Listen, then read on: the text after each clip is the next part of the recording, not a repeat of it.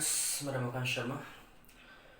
पिछले वीडियो में जो स्पर्मेटोजेनेसिस या फिर युग्मक जनन का जो वीडियो चल रहा था, इस वीडियो में हमने कुछ चार्ट के थ्रू लास्ट के अंदर हमने देखा था कि कैसे स्पर्मेटिड का निर्माण हुआ और कैसे फिर स्पर्मेट से शुक्राणु बन रहा था।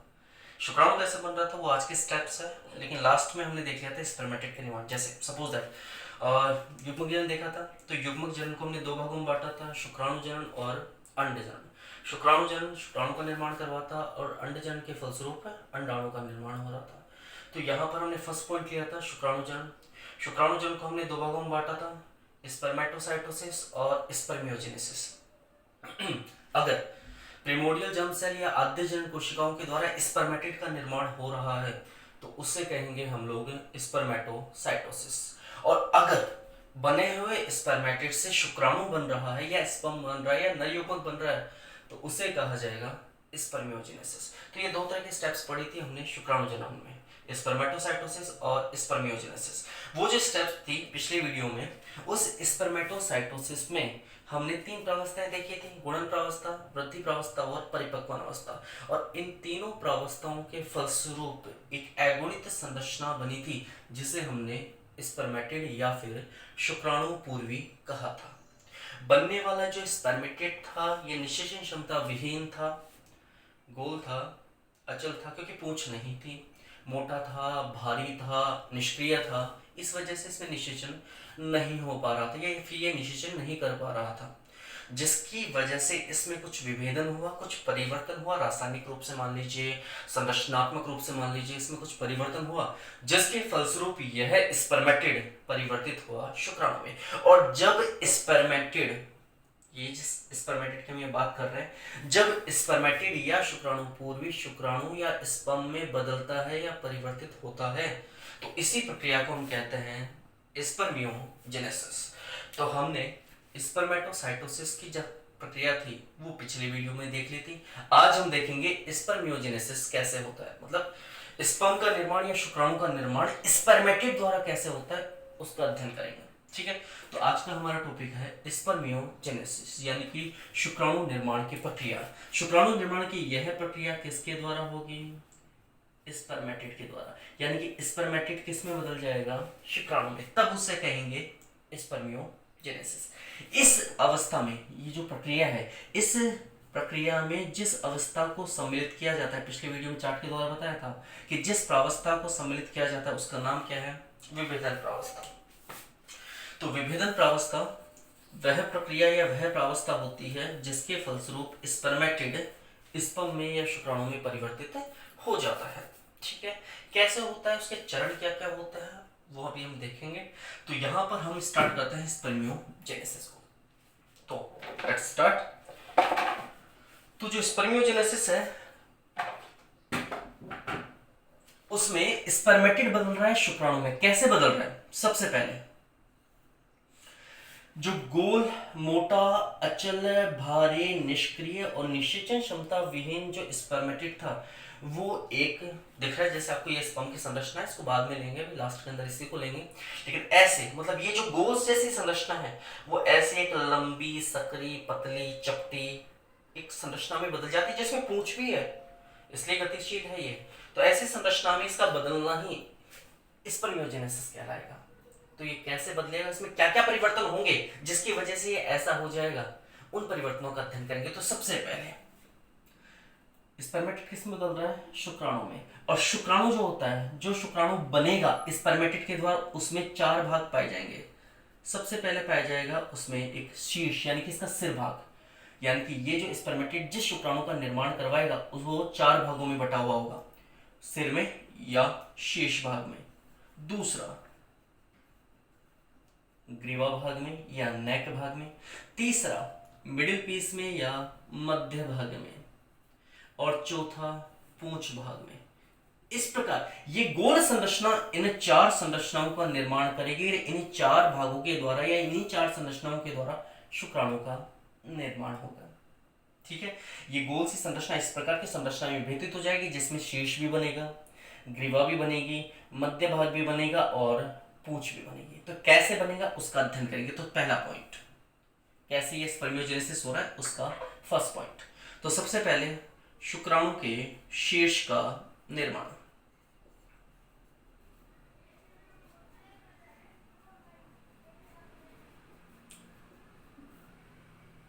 सबसे पहला पॉइंट है आज का हमारा शुक्राणु के शीर्ष का निर्माण, कि शुक्राणु का शीर्ष कैसे बनेगा, ये शीर्ष कैसे बना, इस संरचना के द्वारा उसका अध्ययन करेंगे। तो देखिए हम यहां देखें अगर संरचना के आधार पर, तो शुक्राणु के शीर्ष में दो चीजें पाई जाती हैं। ज्यादा टाइम ना लगे इसलिए डायग्राम मैंने पहले ही बना दिया, टाइम वेस्ट ना हो। तो शुक्राणु के शीर्ष में दो संरचनाएं पाई जाती हैं, एक होता है केंद्रक और एक होता है एक्रोसोम। शुक्राणु का जो शीर्ष है वो दो संरचनाओं से मिलकर बना होता है, केंद्रक से बना होता है और एक्रोसोम से बना होता है। केंद्रक भाई इसमें भी था लेकिन इसमें एक्रोसोम नहीं था, तो एक्रोसोम कैसे बना या केंद्रक कैसे बना उसको देखते हैं। तो जब स्पर्मेटिड शुक्राणु में बदल रहा होता है तो उस समय स्पर्मेटिड का जो केंद्रक होता है वो थोड़ा सा बड़ा होता है आकार में, थोड़ा वजन में भी भारी होता है, अनावश्यक पदार्थ ज्यादा पाए जाते हैं। तो जितने भी अनावश्यक पदार्थ होते हैं, केंद्रक में पाए जाने वाली सभी अनावश्यक पदार्थों को केंद्रक से क्या कर दिया जाता है, बाहर निकाल दिया जाता है। जितने भी अनावश्यक पदार्थ, भाई हमें क्या चाहिए, केंद्रक हमारा छोटा होना चाहिए, सकरा होना चाहिए। देखो यहाँ दिख रहा है आपको, ये जो केंद्रक है, साइज पे मत जाना भाई, साइज बड़ा हो क्योंकि समझाने के लिए बड़ा बना है, वैसे बहुत छोटी संरचना है इसकी तुलना में, ठीक है। तो यहाँ पर जो केंद्रक होगा थोड़ा सा लंबा होगा, सकरा होगा, इसकी तुलना में इसका केंद्रक जो होगा वो मोटा होगा, भारी होगा। तो जो केंद्रक में परिवर्तन हो रहा है कैसे हो रहा है कि केंद्रक के जितने भी अनावश्यक पदार्थ होते हैं उन्हें सभी को क्या कर दिया जाता है, बाहर निकाल दिया जाता है। अब अनावश्यक पदार्थ क्या क्या हो सकता है केंद्रक में, जैसे केंद्रक में जो अतिरिक्त मात्रा में जल पाया जा रहा है, कोई काम का नहीं है यहाँ पर जल, उसको बाहर निकाल दिया जाएगा। इसके अलावा इसके केंद्रक में जो आरएनए पाया जा रहा है उसे भी बाहर निकाल दिया जाएगा। जल हो गया, आरएनए हो गया। इसके अलावा अतिरिक्त मात्रा में उपस्थित जो केंद्रक द्रव्य होगा उस केंद्रक द्रव्य को भी बाहर निकाल दिया जाएगा, एवं केंद्रिका, इन सभी को केंद्रक से बाहर निकाल दिया जाएगा। जब इतनी चीजें केंद्रक से बाहर निकल जाएंगे तो केंद्रक ऑटोमेटिकली हल्का हो जाएगा, वजन में कम हो जाएगा, जिसकी वजह से गतिशीलता में सहायता मिलेगी, यानी कि गति कर पाएगा आराम से वो। इस प्रकार अनावश्यक पदार्थों को केंद्रक से बाहर निकाल दिया जाएगा। बाहर निकालने की इस प्रक्रिया में जल को, आरएनए को, केंद्रक द्रव्य को एवं केंद्रिका, ये जितनी भी संरचनाएं थी इन सभी को बाहर निकाल दिया जाता है, किंतु शेष क्या रहेगा, ठोस रूप से उपस्थित गुणसूत्र। उपस्थित क्या हो, ये तो सारे बाहर निकल जाएंगे, फिर बचा क्या रहेगा, ठोस रूप से उपस्थित गुणसूत्र, ये पाए जाएंगे इस समय केंद्रक में। गुणसूत्र रहेंगे और उस गुणसूत्र में मुख्य रूप से क्या पाया जाएगा, डीएनए। तो डीएनए युक्त गुणसूत्र पाए जाएंगे जो किस रूप में होंगे, ठोस रूप में। ठोस रूप में क्यों, क्योंकि केंद्रक द्रव्य बाहर निकल चुका है, केंद्रिका निकल चुकी है, आरएनए निकल चुका है, जल भी निकल चुका है, इसलिए किस रूप में पाए जाएंगे, ठोस रूप में। क्या पाए जाएंगे, गुणसूत्र, जिनमें क्या उपस्थित होगा, डीएनए, ठीक है। तो ये केंद्र का परिवर्तन हम समझा रहे हैं। किंतु देखो छोटी सी एक बात है कि यहाँ डीएनए तो है और हम जानते हैं डीएनए में एक प्रोटीन होता है, कौन सा, हिस्टोन प्रोटीन।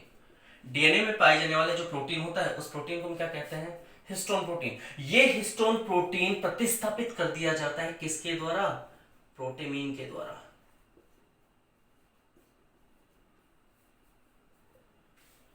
डीएनए तो होगा लेकिन डीएनए में क्या नहीं होगा, हिस्टोन प्रोटीन नहीं होगा, बल्कि इस हिस्टोन प्रोटीन को किसके द्वारा प्रतिस्थापित कर दिया जाएगा, प्रोटीमीन के द्वारा। मतलब हिस्टोन हट जाएगा, उसकी जगह क्या आ जाएगा, यहाँ पर प्रोटीमीन आ जाएगा। अब ये सब कुछ होने से हुआ क्या, परिणाम क्या निकला, जितनी भी चीजें अभी तक ऊपर हुई उसका रिजल्ट, निष्कर्ष परिणाम क्या निकला, भार में कमी।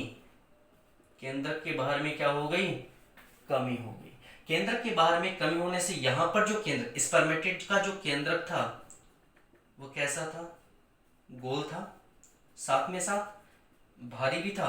लेकिन जैसे शुक्राणु का केंद्रक, मतलब इसमें परिवर्तन हुए सारे, जिसकी वजह से अब ये कैसा हो गया, देखिए थोड़ा सा सकरा है और इसके अलावा लंबा है और वजन में भी कैसा है, हल्का। क्यों, ये परिवर्तन हो चुके हैं। तो हमने क्या देखा, पहला पॉइंट हमारे शुक्राणु के शीर्ष का निर्माण। शुक्राणु का शीर्ष बनेगा, कैसे बनेगा, देखो शुक्राणु का जब शीर्ष बनता है तो शुक्राणु के शीर्ष में दो तरह की संरचनाएं पाई जाती है, एक होता है केंद्रक और दूसरा होता है एक्रोसोम। तो केंद्रक और एक्टोसोम केंद्रक तो सॉरी केंद्रक तो इसमें है, लेकिन एक्टोसोम नहीं। एक्टोसोम कैसे बनेगा वो भी हम देखते हैं, लेकिन केंद्रक में क्या क्या परिवर्तन हुआ। तो यहाँ पर जब शुक्राणु का केंद्रक बन रहा था तो स्पर्मेटिड का जो केंद्रक था वही शुक्राणु के केंद्रक में बदलेगा। तो स्पर्मेटिड के केंद्रक में जितने भी अनावश्यक पदार्थ थे उन सभी अनावश्यक पदार्थों को बाहर निकाल दिया। किस किस को बाहर निकाला? हमने निकाल दिया सब जल को, हमने निकाल दिया आरएनए को, इसके अलावा हमने निकाल दिया केंद्रक द्रव्य का और केंद्रिका को। इतने सभी पदार्थों को बाहर निकाल देने से बचेंगे क्या? सिर्फ और सिर्फ गुणसूत्र, और उनमें भी क्या पाया जाएगा? डीएनए। अब इन जिन गुणसूत्रों की हम बात कर रहे हैं जिनमें डीएनए पाया जा रहा है, डीएनए तो है लेकिन उसमें हिस्टोन नहीं है, बल्कि उसे प्रतिस्थापित कर दिया गया किसके द्वारा? प्रोटीन के द्वारा। इतने कुछ परिवर्तन हो गए, बहुत से पदार्थ बाहर निकल गए, सिर्फ गुणसूत्र बचे हुए हैं। तो इस संपूर्ण प्रक्रिया से परिणाम क्या निकला? परिणाम निकला भार में कमी। ये जो केंद्रक था उसका भार कम हो गया, और यही तो हमें चाहिए था। हम जिस शुक्राणु का निर्माण करने वाले वो वजन में हल्का ऐसे ही तो होगा धीरे धीरे, ठीक है। तो यहाँ जितने भी परिवर्तन हो रहे हैं उन परिवर्तनों में भार में कमी हो गई, जिसकी वजह से स्पर्मेटिड का जो केंद्रक गोल और भारी था वो अब सक्रिय और लंबे केंद्रक में परिवर्तित हो गया, और वह केंद्रक अब कैसा है? वजन में हल्का। तो ये है हमारा फर्स्ट पॉइंट, जिसके फलस्वरूप हमने पढ़ा कि कैसे कैसे पदार्थों में परिवर्तन हुए और शुक्राणु के शीश का निर्माण हुआ। ये तो हुआ केंद्र के परिवर्तन की बात। अब हम बात करते हैं यहां पर एक्रोसोम की बात। देखिए, जिस केंद्र की हम यहां पर बात कर रहे हैं वो केंद्र यही है, केंद्र को बता दिया हमने। अब सेकंड वाला पॉइंट आ जाएगा हमारा, एक्रोसोम कैसे बना। तो सिंपल सी चीज ये है, ध्यान रखना, एक्रोसोम के निर्माण की जो क्रिया है, ये एक्रोसोम एक केंद्र जो है उसके ऊपर एक टोपीनुमा संरचना है, उसे एक्रोसोम कहते हैं। ये कैसे बना? जो स्पर्मेटिड था उसमें एक संरचना पाई जाती है, उस संरचना को कहते हैं गोल्जी कोई या गोल्जी बॉडी। स्पर्मेटिड की संरचना का नाम क्या है? कैमिलो वोल्जेनिस की खोज की थी उल्लू की तंत्रिका कोशिकाओं में। तो ये जो है ये गोल्जी कोई है। ये गोल्जी कोई क्या करता है? जैसे मान लीजिए ये केंद्रक है किसका? शुक्राणु का। तो इस शुक्राणु के केंद्र के ऊपर ये जो गोल्जी कोई होता है ये धीरे धीरे क्या होता है? जमा होना प्रारंभ होता है। जैसे जैसे ये जमा होना प्रारंभ होता है वैसे वैसे इन सभी संरचना, ये पट्टिकाएं कहलाती हैं, इसकी लैमेलिस कहलाती हैं। तो इन सभी संरचनाओं का धीरे धीरे विघटन होने लगता है, और बीच में एक छोटी सी पट्टिका, ये भी विशेष है, लेकिन बीच में एक छोटी सी कणिका बन जाती है। गोल्जी कोई था, केंद्र के ऊपर व्यवस्थित हुआ, और इस गोल्जी कोई में छोटी छोटी क्या उपस्थित थी? लैमेली या फिर पटलिकाएं। ये पटलिकाएं धीरे धीरे विघटित होती हैं और बीच के अंदर एक संरचना का निर्माण करती हैं, जिसे कहते हैं पूर्व एक्रोसोमल कणिका। इस संरचना को कहा जाता है पूर्व एक्रोसोमल कणिका। इसे इंग्लिश में एक्रोब्लास्ट भी कहते हैं।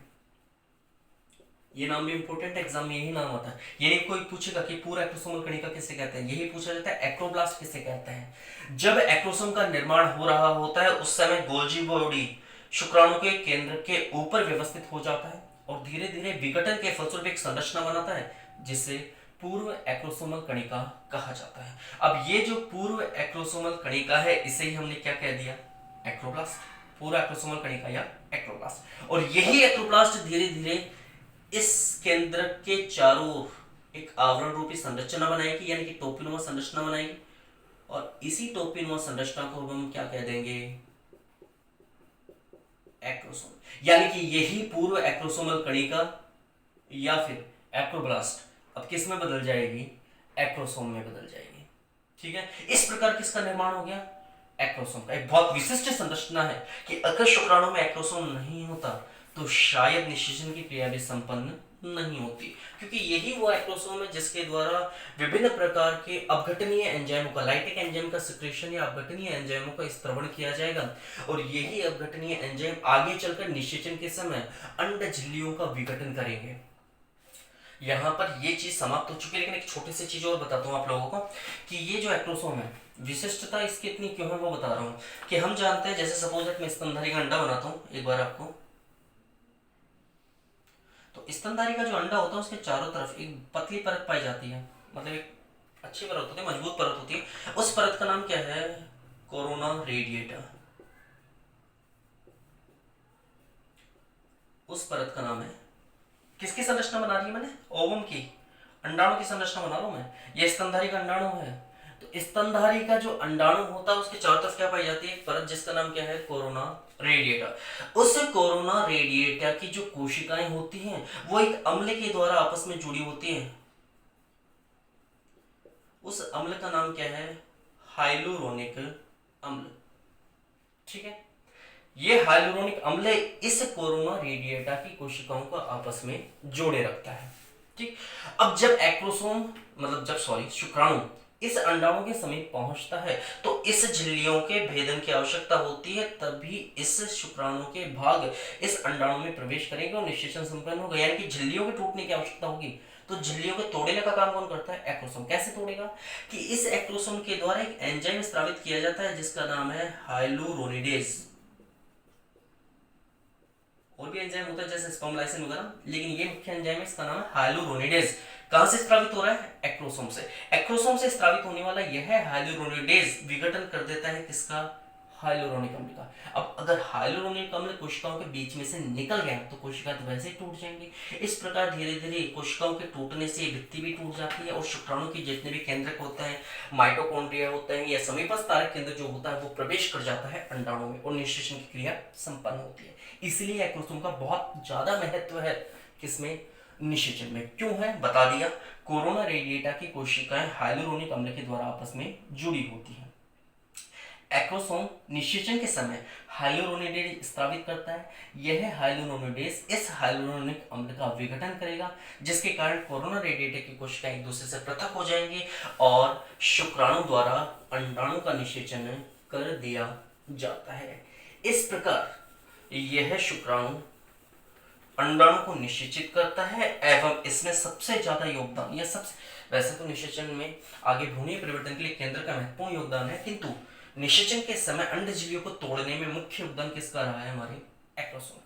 ठीक है, तो एक्रोसोम का निर्माण किससे हो गया, गोल्जी कॉय से। गोल्जी कॉय एक्रोसोम का निर्माण कैसे कर रहा है वो मैंने बताया, केंद्र के ऊपर व्यवस्थित होगा। केंद्र के ऊपर व्यवस्थित जब हो रहा होगा तो पटलिकाएं बनेगी सबसे पहले उसके, और पटलिकाओं के विघटन के फलस्वरूप एक कणिका समान संरचना बनेगी जिसे पूर्व एक्रोसोमल कणिका कहा जाएगा। और ये जो पूर्व एक्रोसोमल कणिका होगी, यह पूर्व एक्रोसोमल कणिका ही एक्रोब्लास्ट कहलाएगी जो आगे जाकर किसका निर्माण करेगी, एक्रोसोम का। इस प्रकार क्या बनता है एक्रोसोम, एक टोपीनुमा संरचना होती है। किस प्रकार की संरचना होती है, कोई पूछे किस प्रकार की संरचना है, टोपीनुमा संरचना। ध्यान रखना एक्रोसोम कैसी संरचना है, टोपीनुमा। क्या काम करता है, भेदन का काम। किसके भेदन का काम, अंडाणु की झिल्लियों के, अंडाणु की झिल्लियों, अंडाणु की जो झिल्लियां होती है उन झिल्लियों के भेदन का काम कौन करता है, अंडाणु की झिल्लियों के भेदन का काम कौन करेगा, ये एक्रोसोम। तो अंडे झिल्लियों के भेदन का काम कौन करता है, एक्रोसोम, जिसका निर्माण किसके द्वारा होगा,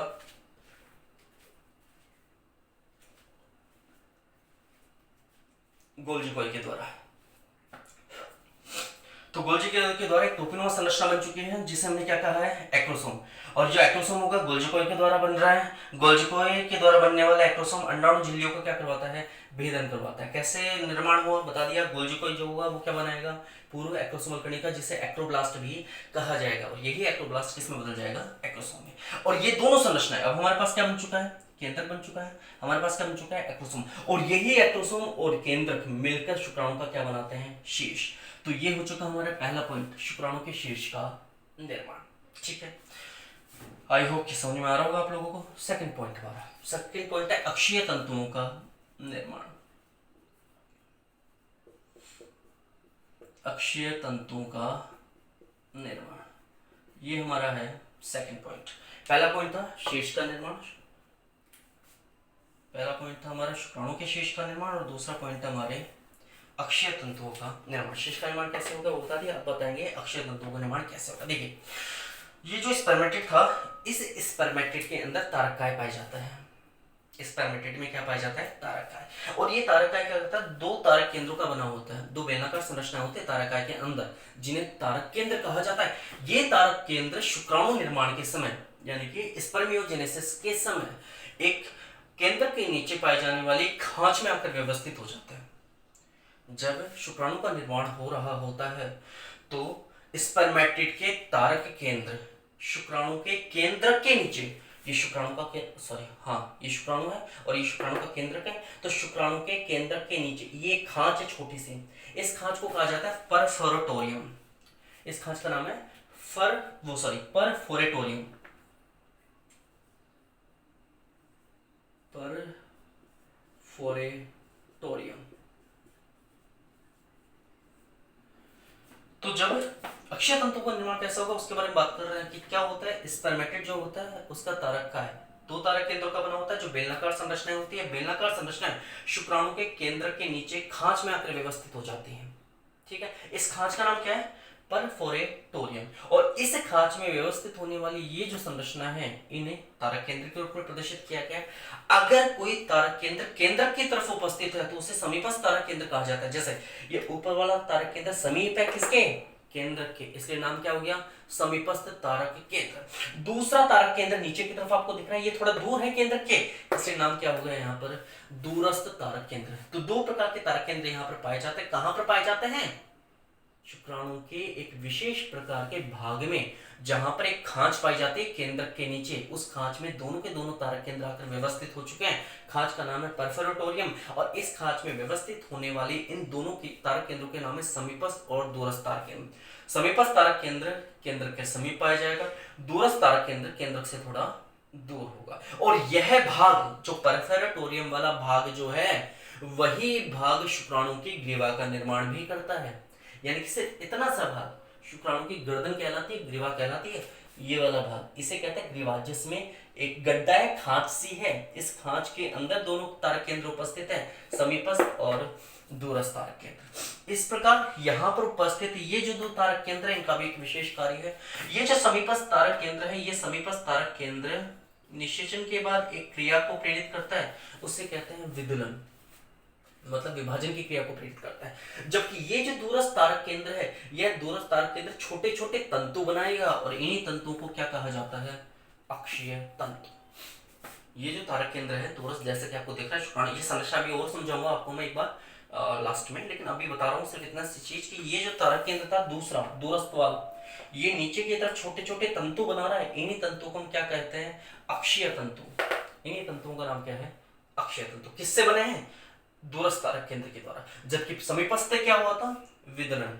निषेचन के बाद जो युग्मनज बनेगा उसमें विदलन की क्रिया को प्रेरित करने का काम कौन करेगा, ये समीपस्थ तारक केंद्र। जबकि दूरस्थ तारक केंद्र तंतु बना रहा है जिसे अक्षीय तंतु कह रहा है और उनके विन्यास क्या होते हैं, 9+2 9+2। इनका जो अरेंजमेंट है, विन्यास क्या है, 9+2। 9+2 का मतलब क्या है, यहाँ पर 9 तो होंगे परिधीय तंतु, 1 2 3 4 5 6 7 8 9, ऐसे 9 तो चारों तरफ होंगे और 2 होंगे बीच में। इस प्रकार इनका विन्यास होता है 9+2। जैसे 9 हो गए चारों तरफ, 9 तंतु चारों तरफ और बीच में होंगे 2 तंतु। कशाभ और पक्षाभ जो होता है, सिलिया और फ्लैजिला, उनके समान ही इनका विन्यास होता है 9+2। सीधा सीधा क्वेश्चन पूछता है, जो पूंछ होती है या जो अक्षय तंतु होते हैं शुक्राणु की, उनमें अक्षय तंतु का विन्यास कैसा होता है, 9+2। 9+2, 9 परिधीय तंतु और 2 केंद्रीय तंतु। इस प्रकार ग्रीवा भाग में दूरस्थ तारक केंद्र के द्वारा किसका निर्माण हो जाएगा, अक्षय तंतु का। अक्षय तंतुओं का जो निर्माण हो रहा है वो किससे हो रहा है, दूरस्थ तारक केंद्र से। किस खांच में, परफोरेटोरियम खांच में। दो तरह के तारक केंद्र यहाँ उपस्थित होते हैं, समीपस्थ विदलन को प्रेरित करेगा, जबकि दूरस्थ तारक केंद्र जो होगा वो अक्षय तंतु का निर्माण करेगा। यही अक्षय तंतु आगे जाकर क्या बनाएंगे सब, पूंछ। इन्हीं अक्षय तंतुओं के द्वारा आगे जाकर किसका निर्माण होगा, पूंछ का। तो ये जो अक्षय तंतु होंगे, अक्षय तंतु का निर्माण हो गया और ये अक्षय तंतु क्या बनाएंगे, पूंछ। कहां उपस्थित होंगे, शुक्राणु के ग्रीवा भाग में।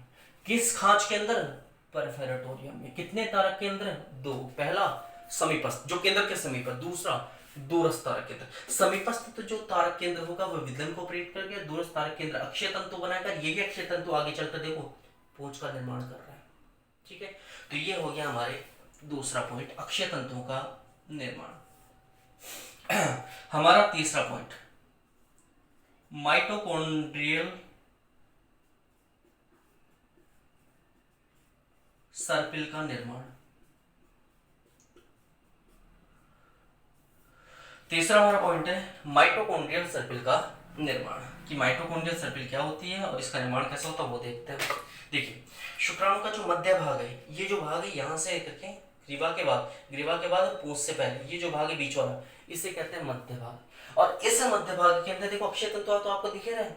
अक्षीय तंतुओं के अलावा आपको ये ब्लैक सी संरचना दिख रही है, सर्पिल सी संरचना, इसे कहते हैं माइटोकॉन्ड्रिया सर्पिल।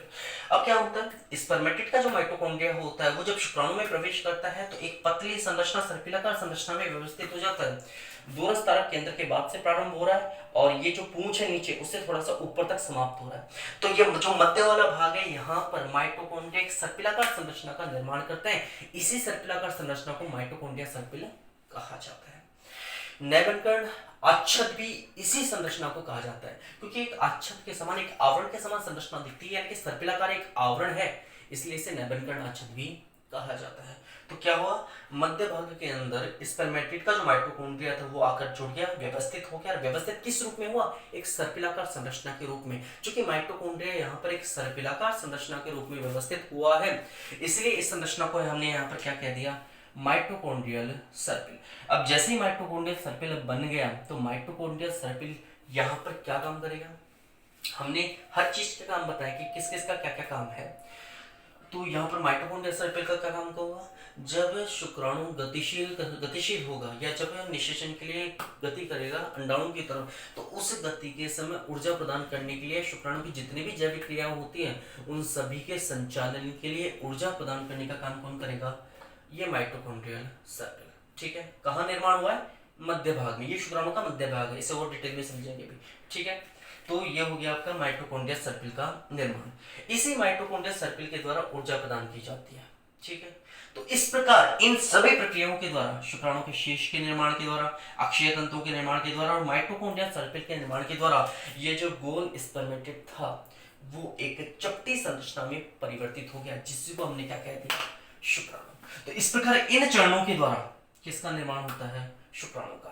तो शुक्राणु निर्माण की इस संपूर्ण प्रक्रिया का एक बार छोटा सा ब्रीफ दोबारा तो बता चुका है। शुक्राणु जन्म था, दो भागों में बांटा था, स्पर्मेटोसाइटोसिस और स्पर्मियोजेनेसिस। किस प्रकार यह स्पर्मेटिड स्पर्म में बदल रहा है या शुक्राणु में बदल रहा है। सबसे पहले किसका निर्माण होगा, जब स्पर्मेटिड स्पर्म में बदलेगा या शुक्राणु में बदलेगा तो सबसे पहले शीर्ष का निर्माण होगा। शीर्ष में दो संरचनाएं बनती है, केंद्रक और एक्रोसोम। स्पर्मेटिड का केंद्रक भारी होता है, इसलिए उसे हल्के में बदलने के लिए जितने भी अनावश्यक पदार्थ होते हैं जैसे कि जल, आरएनए, केंद्रक द्रव्य और केंद्रिका, उन सबको बाहर निकाल दिया जाता है। शेष क्या रहेंगे, सिर्फ गुणसूत्र। किस रूप में, ठोस रूप में, जिनमें क्या पाया जाएगा, डीएनए। किंतु डीएनए में हिस्टोन नहीं होगा, उसे प्रतिस्थापित कर दिया जाएगा किसके द्वारा, प्रोटीमीन के द्वारा। जब प्रोटीमीन के द्वारा इसे प्रतिस्थापित कर दिया जाएगा, इतने कुछ परिवर्तन होंगे तो उसका परिणाम क्या निकलेगा, भार में कमी।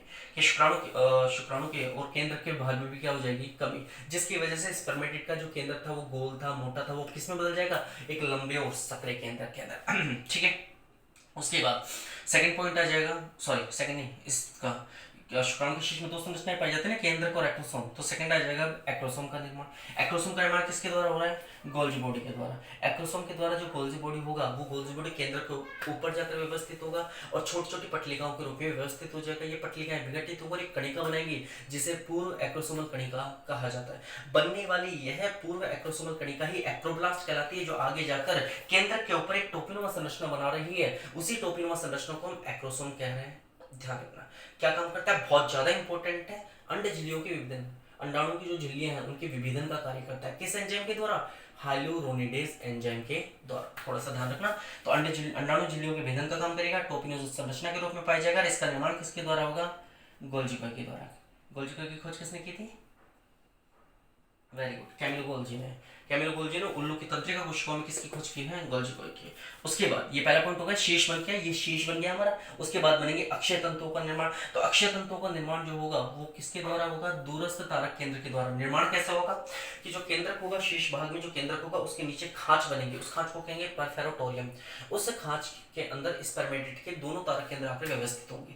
वह तारक केंद्र जो केंद्र के समीप पाया जाता है उसे समीपस्थ तारक केंद्र कहते हैं, जो आगे निषेचन के बाद विदलन की क्रिया को प्रेरित करता है। जबकि केंद्र से दो तारक केंद्रों को कहा जाता है दूरस्थ तारक केंद्र। यही दूरस्थ तारक केंद्र छोटे छोटे तंतु बनाता है जो आगे जाकर पूंछ बनाएंगे और इन तंतुओं को कहा जाता है अक्षीय तंतु। इस प्रकार अक्षीय तंतुओं का जो निर्माण होगा वो दूरस्थ तारक केंद्र के द्वारा किया जाता है। इस प्रकार अक्षीय तंतु जहां व्यवस्थित होता है शुक्राणु में, उस भाग को शुक्राणु की क्या कहा जाता है, ग्रीवा। तो ग्रीवा भाग में खांच पाई जाएगी परफेरोटोरियम, जिसमें दोनों तारक केंद्र होंगे, समीपस्थ और दूरस्थ। दूरस्थ तारक केंद्र क्या बनाएगा, अक्षीय तंतु। यही अक्षीय तंतु आगे जाकर क्या बनाता है, पूंछ। यही पूंछ क्या करवाएगी, गतिशीलता किसकी, शुक्राणु के। अक्षय तंतुओं का विन्यास 9+2। ठीक है। उसके बाद माइटोकॉन्ड्रियल सर्पिल का निर्माण, तीसरा पॉइंट है। तो शुक्राणु की जब निर्माण की क्रिया होती है स्पर्मेटिड के द्वारा या शुक्राणु पूर्वी के द्वारा, तो उस समय शुक्राणु पूर्वी का या स्पर्मेटिड का जो माइटोकॉन्ड्रिया होगा वो शुक्राणु के मध्य भाग में सर्पिलाकार रूप में व्यवस्थित हो जाएगा। इसे ही माइटोकॉन्ड्रिया सर्पिल कह दिया जाएगा। क्या प्रदान करता है माइटोकॉन्ड्रिया को? क्या कहते हैं? Power house of cell. Mitochondria का कहते हैं शक्ति ग्रह, कोशिका का शक्ति ग्रह, पावर हाउस। इसके अंदर क्रेब्स चक्र और एटीएस इलेक्ट्रॉन ट्रांसपोर्ट सिस्टम ये प्रेजेंट होता है, जिसकी वजह से एटीपी का निर्माण होता है अत्यधिक मात्रा में, इसलिए इसे ऊर्जा ग्रह, शक्ति ग्रह कहा जाता है। तो यहाँ पर क्या होगा, ये माइटोकॉन्ड्रिया मध्य भाग में व्यवस्थित हो जाएगा एक सर्पिलाकार रूप में और ऊर्जा प्रदान करने का कार्य करता है। इसे ही माइटोकॉन्ड्रिया सर्पिल कहते हैं। माइटोकॉन्ड्रिया सर्पिल को नेबनकण आच्छद भी कहा जाता है। ठीक है। इस प्रकार इन तीन प्रक्रियाओं के द्वारा स्पर्मेटिड किस में बदल जाएगा? शुक्राणु में बदल जाएगा। ठीक है। उसके बाद हमारा नेक्स्ट पॉइंट आ रहा है मानव शुक्राणु की संरचना। ठीक है। तो मानव शुक्राणु की जो संरचना है वो ये आपके सामने बनी हुई है। मानव शुक्राणु की संरचना को 4 भागों में बांटा जा सकता है। वैसे बुक्स में 3 भी है, अकॉर्डिंग टू 12th बुक्स इसमें 3 भी बताई जाती है, ये ग्रीवा नहीं होती है। डायरेक्ट शीर्ष भाग, मध्य भाग और पूंछ भाग बताए जाते हैं, लेकिन अकॉर्डिंग टू मी ये 4 भागों का बना है।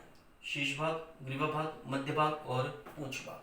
हेड, नेक, मिडिल पीस और टैग, 4 भाग है। सबसे पहले बात करते हैं शीर्ष भाग की। तो शीर्ष भाग 2 चीजों से बना है, पहले पढ़ चुके हैं, एक्रोसोम से और केंद्रक से। ठीक है। ये रहा एक्रोसोम और ये रहा इसके नीचे केंद्रक। इनके बाहर एक पतली कोशिका झिल्ली का आवरण या प्लाज्मा झिल्ली का आवरण भी पाया जाता है। इस प्लाज्मा झिल्ली के आवरण के नीचे अगर आप स्पष्ट रूप से देख पा रहे हैं तो एक रेड कलर की लाइनिंग बनाई है मैंने। आधे केंद्रक से, जैसे सपोज दैट ये केंद्रक है, तो आधे केंद्रक से ऊपर एक रेड कलर की लाइन बनी हुई है। यह रेड कलर की जो लाइन होती है वो तंतुमय संरचनाओं से, तंतु में एक प्रकार की झिल्ली होती है और इस झिल्ली का नाम क्या है? गैलिया।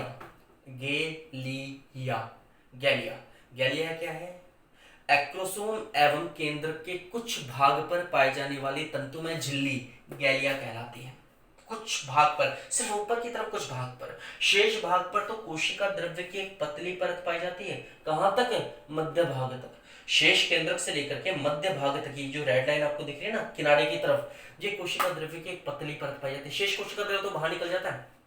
स्पर्मेटेड में जितना भी अतिरिक्त कोशिका द्रव्य होता है वो भी बाहर निकाल दिया जाता है। बस एक पतली सी परत बचती है कोशिका द्रव्य की, जो शेष केंद्रक से लेकर कहां तक है? इस मध्य भाग से। दिख रही है लाइनिंग आपको, यहां से स्टार्ट हो रही है और यहां जाकर खत्म हो रही है। इधर भी आपको दिख रही है, यहां से स्टार्ट होकर यहां खत्म हो रही है। इस लाइनिंग को कहा जाता है मैंचेट। ये पतली कोशिका द्रव्य की लाइनिंग होती है।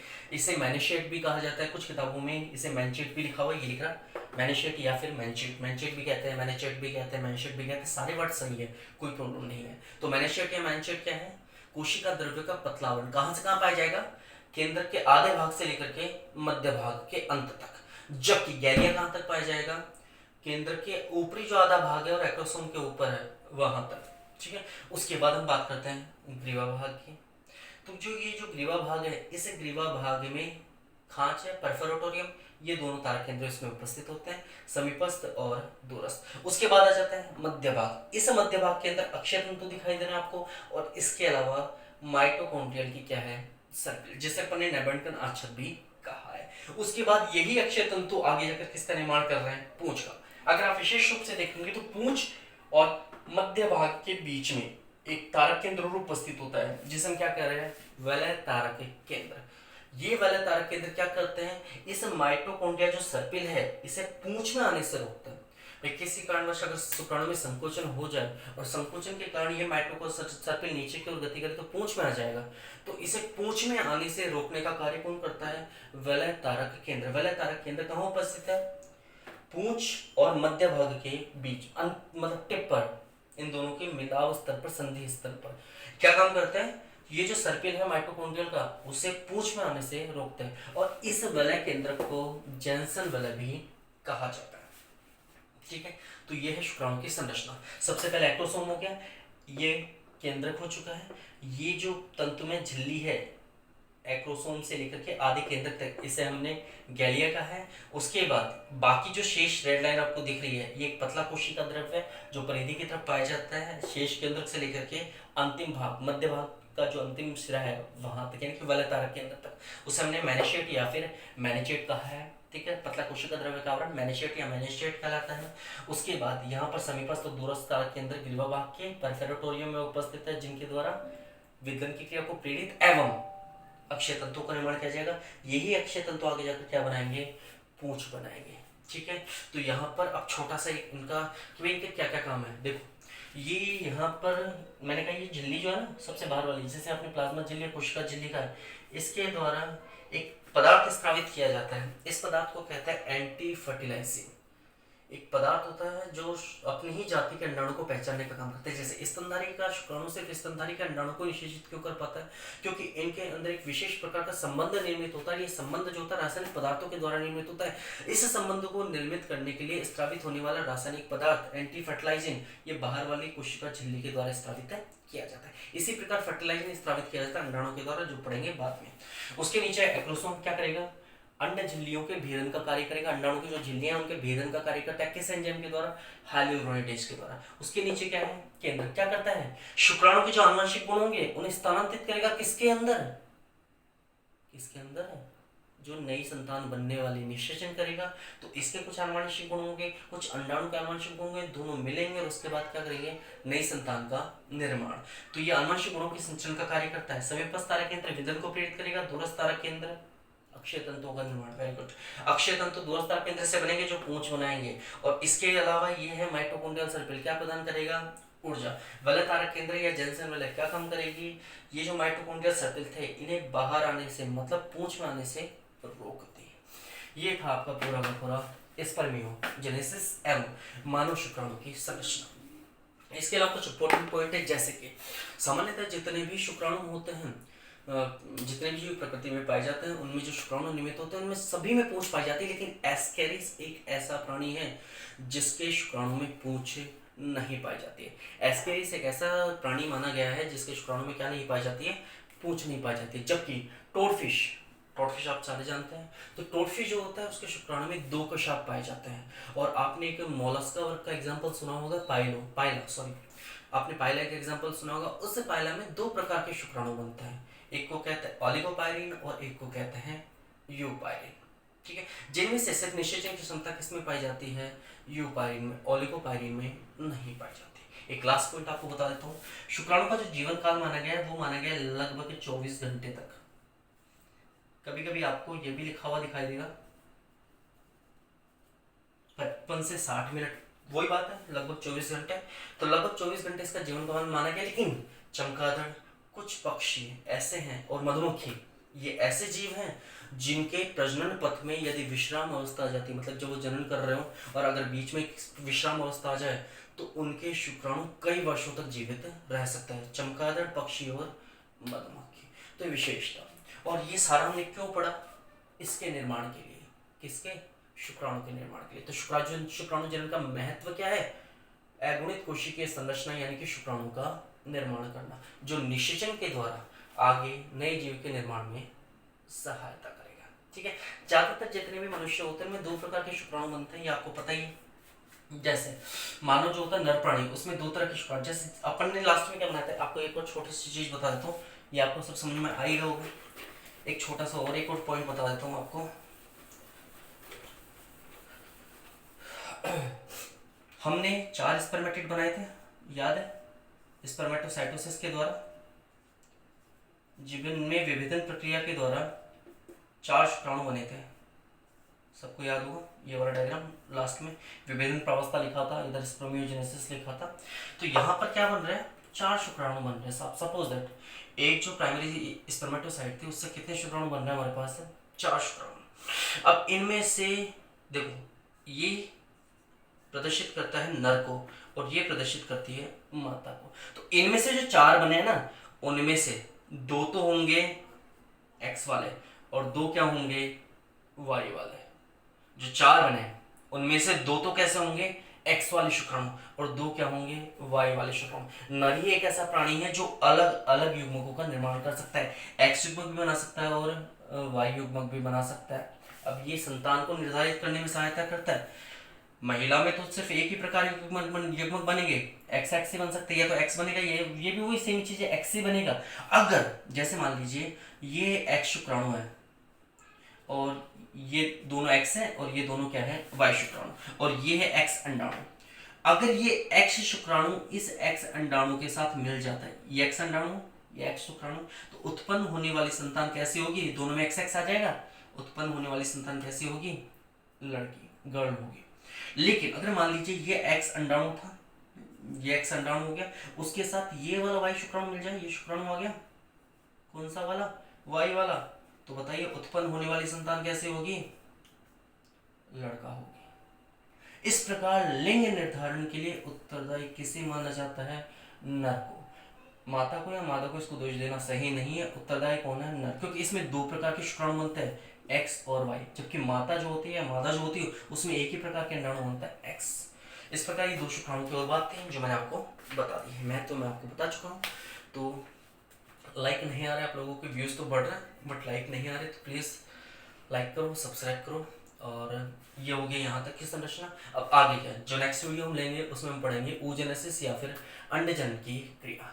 शुक्राणु जनन समाप्त हो चुका है, इसमें कोई पॉइंट नहीं है। अगर आपके कोई क्वेश्चंस हैं आप डायरेक्ट पूछ सकते हैं कमेंट बॉक्स में, और अच्छे से, ठीक है। ये संरचना ड्रॉ कर लेना अच्छे से, कोई प्रॉब्लम नहीं।